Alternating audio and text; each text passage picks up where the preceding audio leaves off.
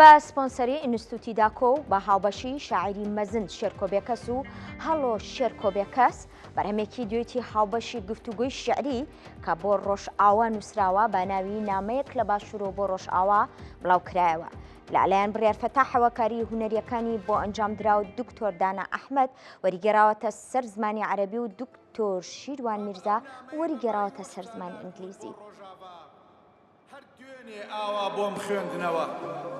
هەر خۆتان نین هەمومانین، ئەو کاتەی ئێوە سرودی دار و بەردن گەروتانین، کە مەوجدانەوەی ئازاری سەر شەقام بن هاژەتانین، هەر خۆتان نین پەنجەکانی دەستان ئێمەین، با مەچەکیش هی خۆتان بێ، ڕەنگتان ئێمەین با وێنەکەش هی خۆتان بێ، سەر و ملتان هی خۆتانە و بەڵام سینە و خوورپەی دڵ و بە تایبەتی برینەکانتان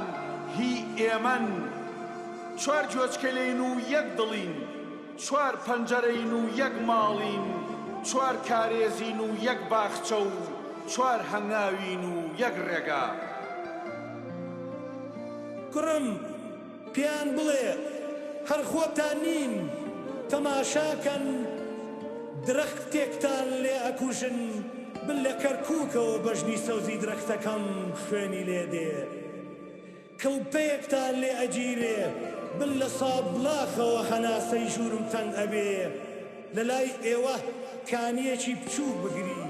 من لە دیار بەکرە و منداڵێکم تینووی ئەبێ، باڵی تەینێک ئەکەن لەوێ